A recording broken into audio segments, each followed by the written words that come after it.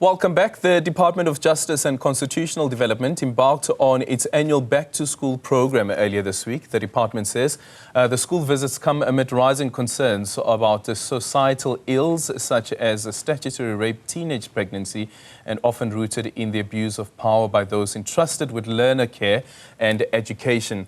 The program kicked off in the Eastern Cape, where Minister Mmamoloki Kubayi addressed the importance of reporting sexual offences. The Minister now joins us to have this conversation. Minister, very good morning to you. Thank you so much for making time for us. This issue around consent and also defining consent, what message did you give the pupils so that they understand what we're dealing with here, but also the adults, because it is sometimes the adults that make these vulnerable children become victims of crime? Good morning, Cynthia, and good morning to your Adrian and your viewers. Look, the issue is very painful because, especially in rural areas, I was passing a message to learners and teachers and parents, because there were parents there, to say there is no child who can give a consent on sex. It's the law. That's why when you find minors, parents will have to give consent. Either they are traveling at school or they are doing anything. So, and I was saying to them, in communities and society broadly, we should stop talking about teenage pregnancies when it's not teenagers that we are referring to. It's statutory rape, because a child who is 11 years, who is 10 years, can't give consent. But again, another issue, because we do find a lot of young people, especially boys, being arrested and prosecuted, end up in juvenile prisons.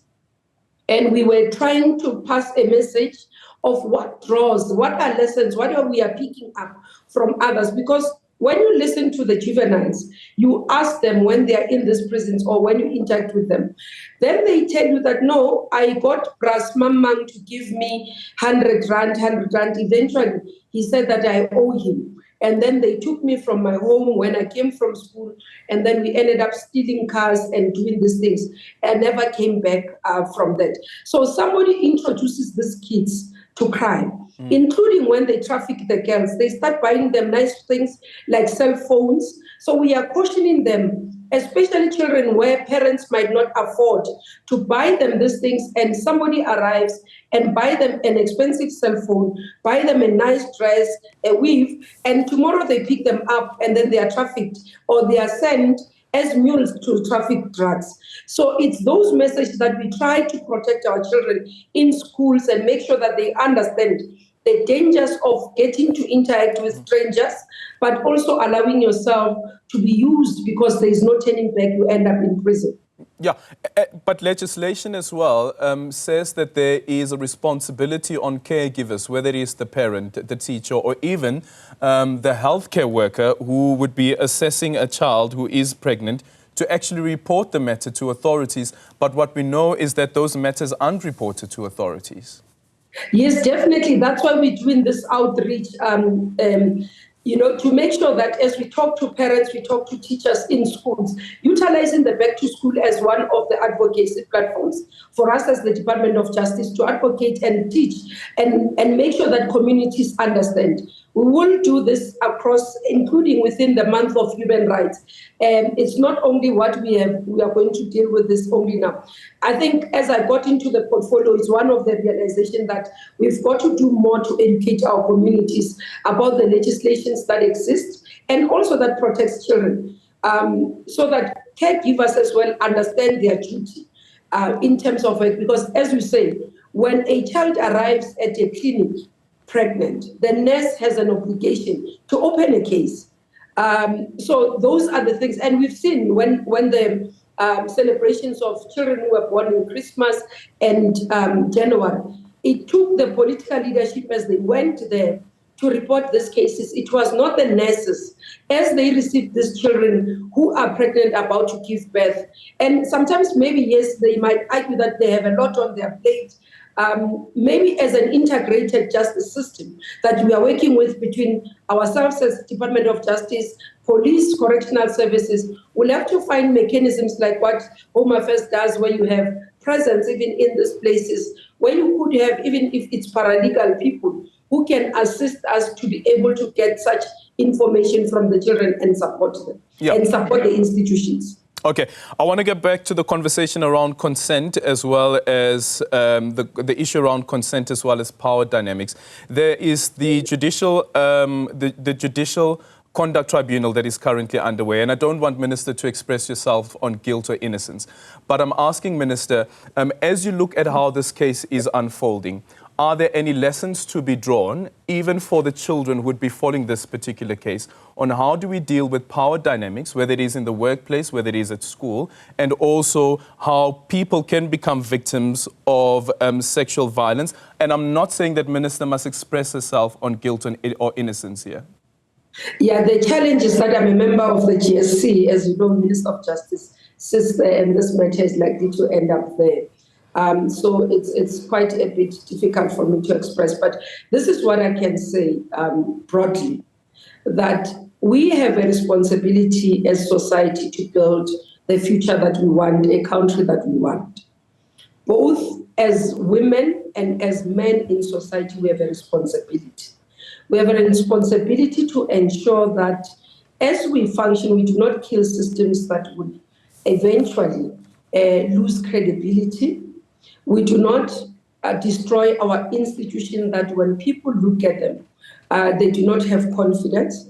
But honestly, again, understand that we come from a past where women were regarded as perpetual minors, and therefore changing the dynamic and social ills, which will take all of us, whether at home, whether in our communities and workplace. We've got to act responsibly. We've got to act and within the laws and policies. Issues of sexual harassment have been an issue long time.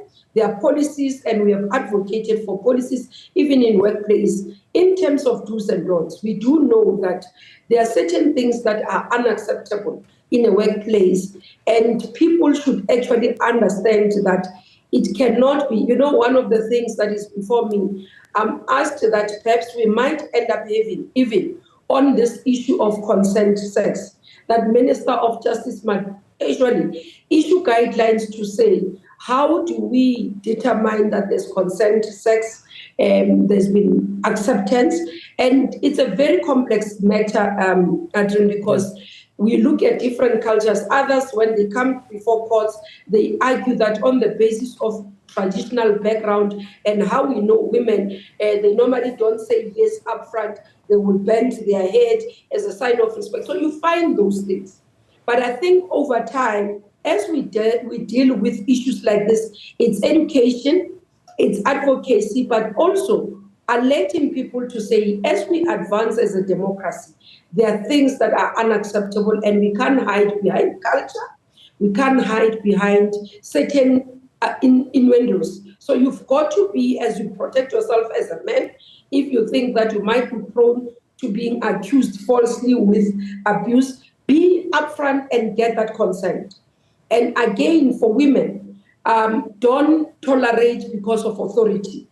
We shouldn't find the next person that you can report to, confide in, so that you are protected as well. And you do not suffer, because we can't run away from the fact that, yes, the power dynamics exists. And sometimes other people fear because of victimization at work and all those things. So it will take all of us to support society, but to work together to defining what is acceptable and what is not acceptable. But irrespective of who does it, when somebody has done something that is not acceptable, we all stand and say this is unacceptable.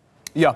Then there is, with the magistrates, going on to the issue around the magistrates and that incident that recently happened in Lenasia, where a witness was shot and killed outside the court just before being expected to go and give witnesses in a murder case. There was a survey that was run looking at the users of magistrates court, and overall there was a positive attitude towards that, but there was an issue around safety that was raised. What's Minister's take on this? How do we ensure that witnesses are protected so that we actually do find justice for the victims of crime and their families? Yeah, the first issue I want to, and condolences to the family, It's a sad thing that has happened. We've issued a statement. We're working to ensure that our courts are safe, working together with Justice Maya as the department and the judiciary, just to make sure that the entirety of our courts are safe. One of the issues I want to say to viewers and our listeners and people at home, when you are a witness, there is witness protection that is available from a state. If you do feel that because of this case that I'm going to testify, I'm likely to be in danger, please reflect and receive protection that you deserve. There is that facility under NPA in the Department of Justice to protect witnesses that are appearing before court to help us so that they are not attacked and they are safe. I think the first thing I need to do is that as you do when the inspectors and the investigators talk to you, if you do feel that you are not safe, please highlight it as a witness so that you can be protected. We're also looking comprehensively, Adrian, into protecting even whistleblowers so that we don't have people dying in the process of helping us in the justice system. So that's one of the issues. Another area that we're looking at, I have called one of my colleagues responsible for public works, because our courts are under public works in terms of how they are built and they are structured.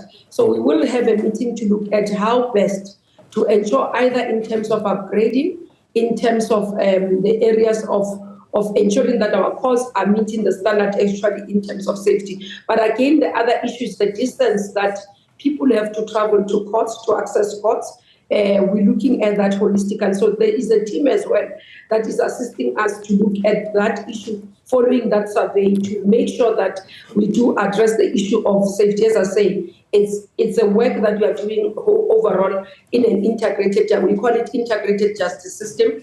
It's led by ourselves as the Department of Justice, but it's got other departments such as Department of Police, your legal aid board, and all others, and including correctional services, so that we can make sure that the system functions effectively and we don't lose witnesses, because the threat when we lose witnesses, it means the case might not go in the manner that we think, and people might not get, and the families or whoever that is seeking justice might not get justice because evidence will be tampered. Okay. The NPA, before you took over this department, there was an issue that the NPA head had raised with your predecessor, not giving her access to the state captured database. Has that issue been resolved now? Does the NPA and prosecutors have access now to that database? Look, when I got in, as you say, yes, there was an issue that there's differences of opinions about access to data. The team has met in December, both led by DG in the department and Advocate Badoi from NPA. We've set up a team so that they can look which access of information, how they need to have it, so that there's smooth running of work that needs to be done. They are meant to give me reports, because we assigned the team to look at whether indeed there isn't access to information in the current format, because what I was reported to was that NPA will make a request and then it's made available. But NPA was saying, no, in the manner that we are getting is not sufficient, we want it extended. So we said, they look at both the systems, what NPA is proposing in how they should access the information and in terms of what the current system is, and then they'll give me a report. So I do believe that the matter should be concluded. I don't think there's matters now. We've been interacting with NPA, and actually the teams have met, they're sorting out. It's just an administrative matter. I don't think it's something that as well should have even reached the point where it reached. It should have just been resolved quickly, because it's an administrative system. It's an administrative matter, shouldn't have caused the mayhem and actually to the detriment even of our system, where people could actually start doubting that we are committed to dealing with the issues of state capture. Okay. A final one, Minister. I know there's a lot to chat about, and hopefully we get another opportunity to speak to you again. It is the families of victims of apartheid and those who were part of the TRC. Some 400 cases that were referred to the NPA that the NPA didn't deal with. Yesterday, they said that they're going to court because they believe that prosecutorial means is no longer available to them. They want 176 million rand in constitutional damages. What's your response as the department? And do you agree with this, that the NPA has failed the victims of apartheid, especially those with cases that were referred to by the TRC to the NPA? Yeah, I do think I received a report. We've noted what happened yesterday. We're still going to consult each other. Remember, we have about 4 that they've cited to the NPA, the Minister of Justice, the Minister of Police, the President.